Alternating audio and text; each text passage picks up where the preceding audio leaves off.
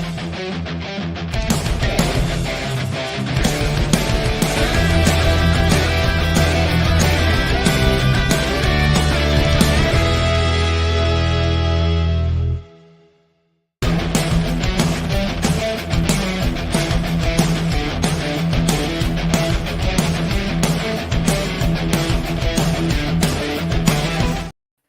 there, this is Datila, and welcome to the Justine Time Post Show.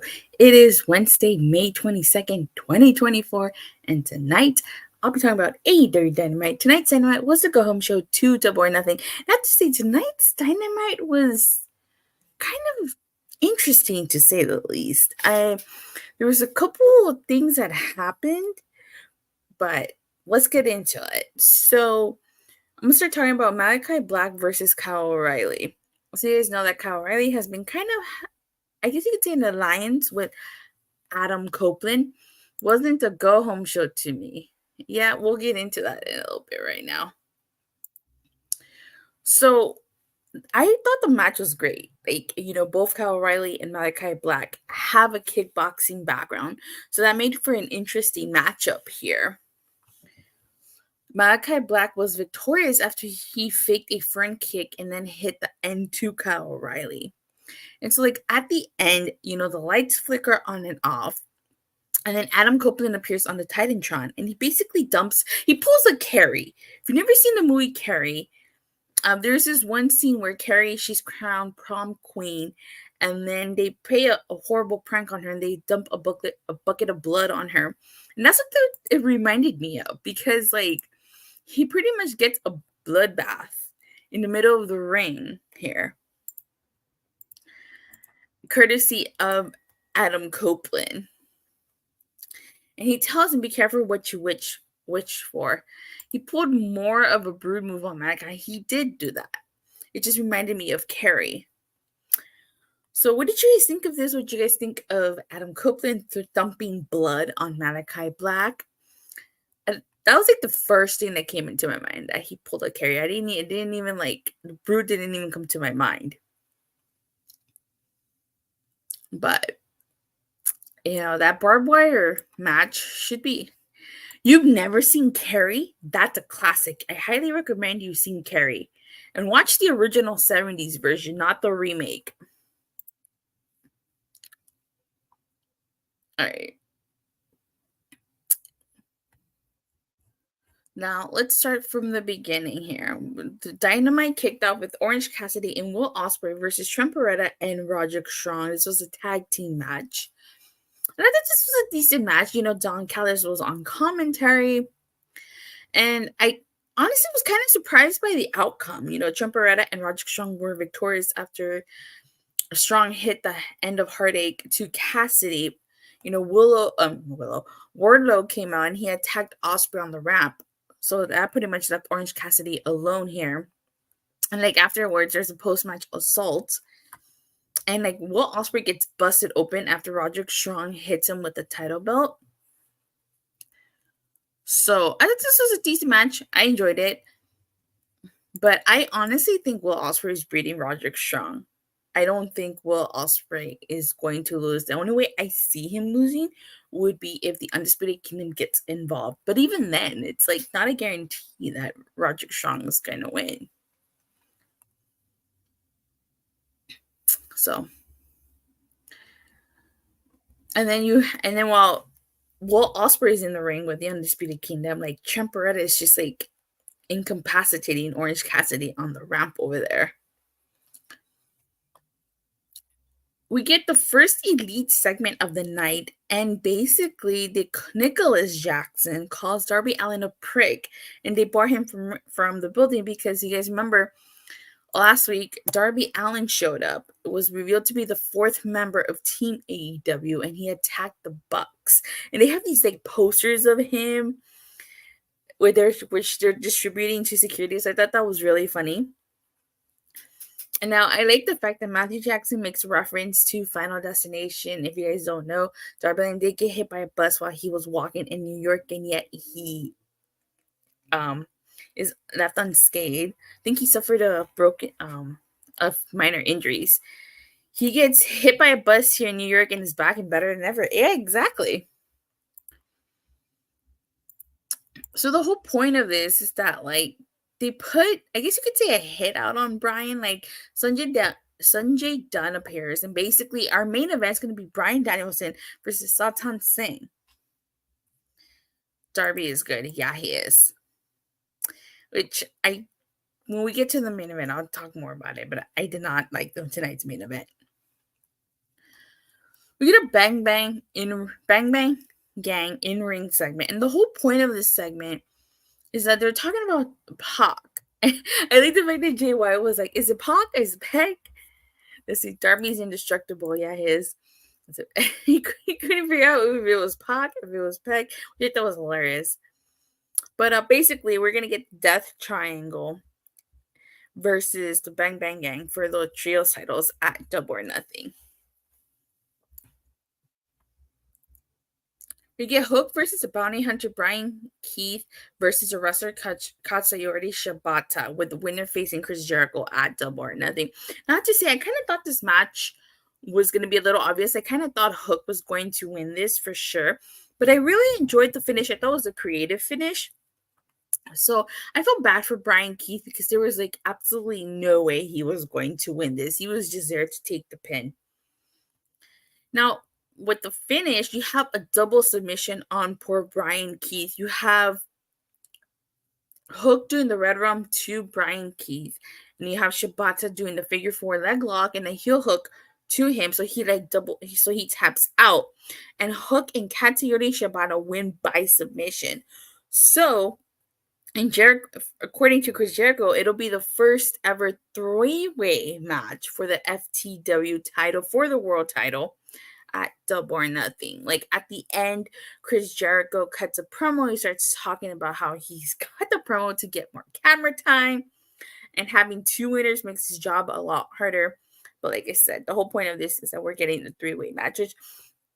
I did think the finish was creative because it stopped us from getting Chris Jericho versus Hook one-on-one again, and it also gives Shibata a match against Chris Jericho, and I think Jericho will probably retain at Double or Nothing. We get a match preview for the TBS title. I actually really like that video package. I thought they did a really great job showcasing the rivalry so far between Mercedes Moné and Willow Nightingale. Actually, like, that was a really well put together package. We get Konosuke Takeshita versus Matt Sydal. I have to say, like, I was expecting more from this match. I felt bad for Matt Sydal because I feel like this match was more about Konosuke Takeshita than it was about him. I feel like he really didn't get a chance to shine during this because, like, Konosuke Takeshita was just, like, all over him during this match. Obviously, Konosuke Takeshita won. And then, like, at the end, he pretends to, like, show some respect to Matt Sydal, but really he attacks him. And then Moxie comes out and hits him with the mic and then tells him he'll see him at Double or Nothing. So I'm not sure how I'm feeling about Konosuke Takeshita versus Jon Moxley. It's in the Eliminator match. I feel like the Eliminator match is not a match that belongs on Double or Nothing. You could have had the Eliminator match randomly on Dynamite. And if Konosuke won, you could have had the title match at Double or Nothing. But really, in the Eliminator match? Like, okay. We get the second Elite segment.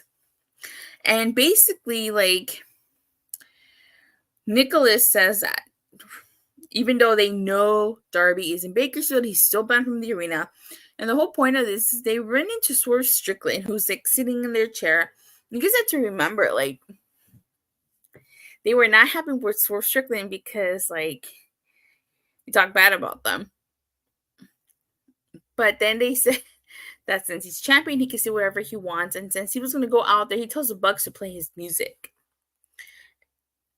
We don't need an Eliminator match on the pay-per-view. We said this on Saturday. It should be on Dynamite. Yeah, it should be on Dynamite, or it could have honestly happened on Collision. You really didn't need the Eliminator match on Double or Nothing. You could have had the Eliminator match, Rampage, Dynamite, Collision, and then had the title match at Double or Nothing.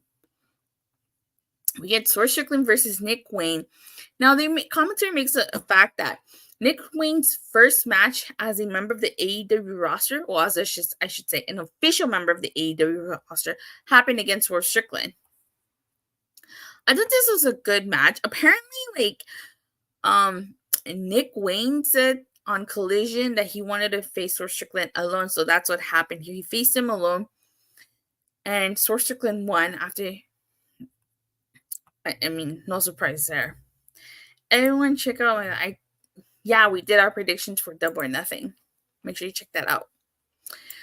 So Killswitch attacked Strickland from behind. I just want to say, whatever happened with Killswitch turning on Christian Cage? It's like they were teasing it for a little bit, and then they just all of a sudden just halted that storyline. And then he just accepted being Killswitch, and there hasn't been any more tension between Christian Cage and Killswitch. So I guess he's gonna stick around a little bit more. So this whole segment leads to Strickland chasing after Christian Cage, and he tries to escape on a car, and he carjacks someone. He pulls someone out of their car in the parking lot as he's trying to leave. Prince Nana's back. And Strickland pulls Christian Cage out of the car, and they both stand on top of the car. He hits Christian Cage's DDT on top of the car. And so I honestly can't wait for this match. I think this is going to be a really great match. Now they're promoting this as a triple main event. It's this match versus Anarchy in the Arena and Mercedes Moné versus Willow Nightingale. It's 3 matches that could potentially main event. In my opinion, while I do think the Anarchy in the Arena match is going to be a fun match, I think that either the world title, this, or Mercedes Moné, or the TBS title match should main event. Swerve Strickland won the AEW world title at Dynasty, and this is his first pay-per-view defense.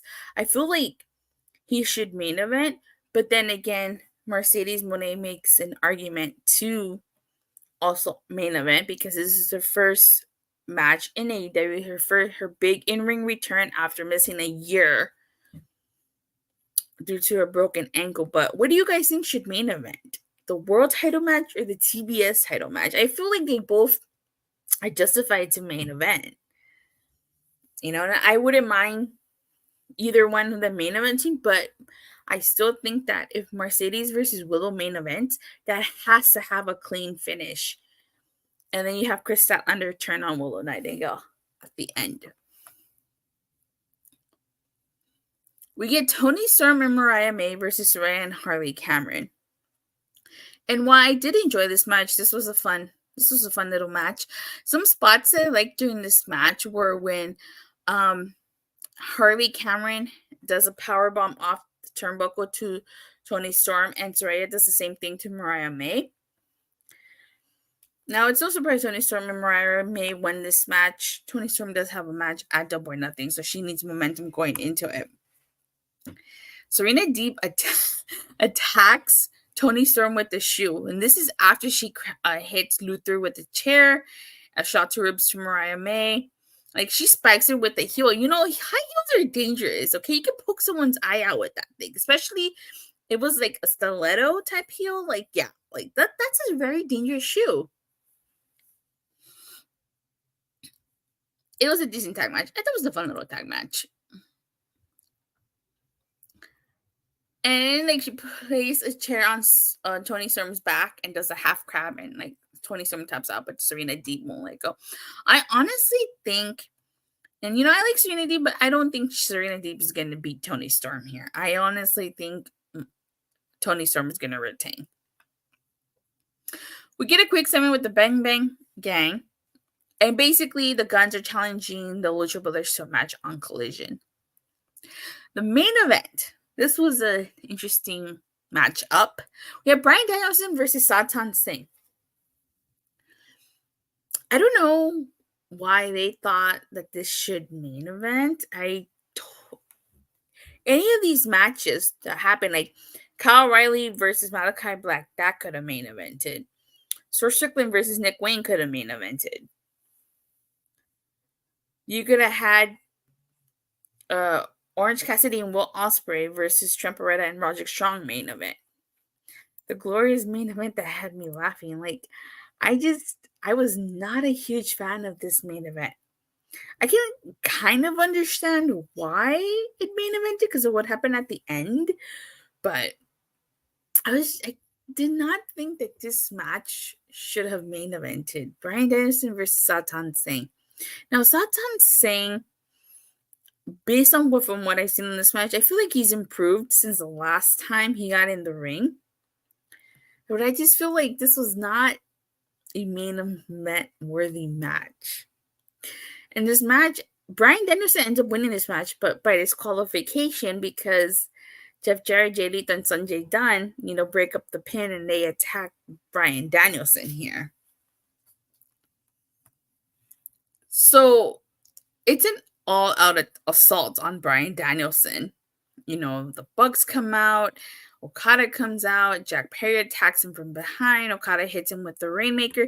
This had nothing to do with Double or Nothing, exactly. And stuff like that. And I know Darby Allin was banned from ringside, was banned from the arena, but where were Jon Moxley and Claudio Castelloni? They let poor Bryan get attacked out there.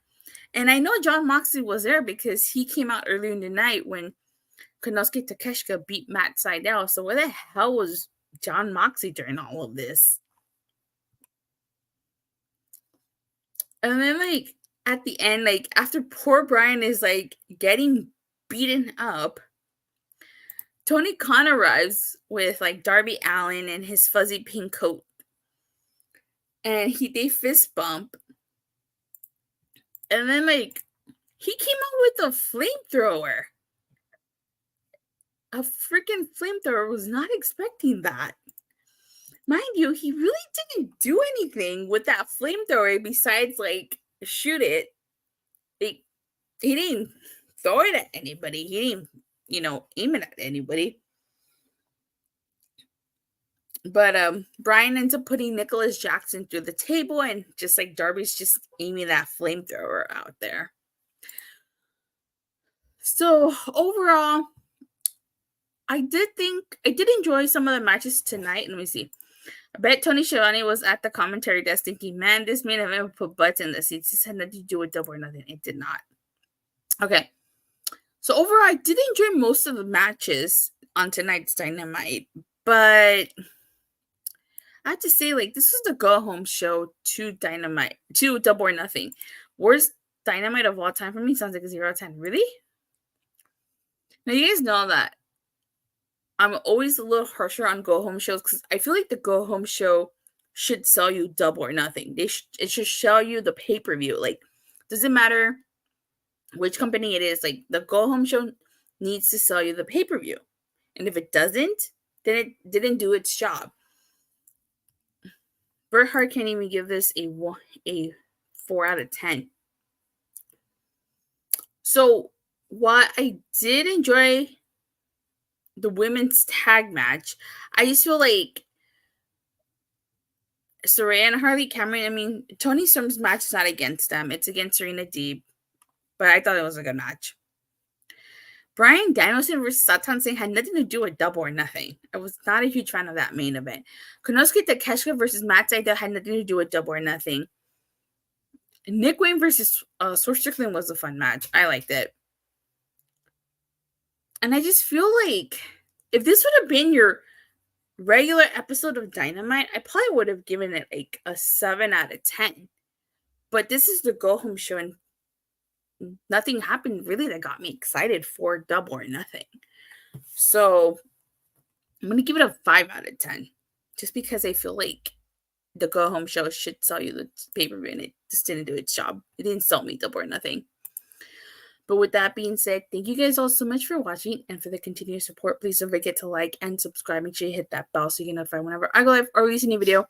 So as far as tomorrow is concerned, you guys know I covered you guys know I covered TNA over on Body Slam, so make sure you check that out. Bert's back from vacation, so he and I will be reviewing TNA Impact this week. And then after I finish my TNA review we're going to be doing a simulcast with A Plus Hero Report. We're going to be doing King and Queen of the Ring predictions. A negative 768 out of 10. Really? It's not even on the scale. And then on Friday, I will not be reviewing Friday Night SmackDown as I will be traveling to Houston, Texas, because I will be covering Comic Palooza for A Plus Hero Report. And not only that, I will be meeting John Cena. I'm so excited. I cannot wait to meet John Cena. I've actually never gotten the opportunity to meet John Cena. This is really my first time ever meeting John Cena. So I'm really, really excited. I cannot wait. I'm going to see if I can have him sign my Legacy title. Yeah, and if you want to check out a SmackDown review, Michael101591 is going to have a SmackDown review on his channel, and so will A Plus Hero Report if you want to check either of those reviews out. So I'm really excited. I cannot wait. Also, this past Saturday, I was at Comic-Con Revolution. I did record Samoa Joe's panel. It's called Samoa Joe In and Out of the Ring. So if you haven't checked that out, feel free to check it out. Samoa Joe talked about all sorts of topics, Twisted Metal 2, gaming, his career. So feel free to check it out. I did also upload some shorts from that panel, so feel free to check those out. So with that being said, you guys, I don't see you guys tomorrow on Body Slam. I'll definitely see you guys Monday after Raw. Bye.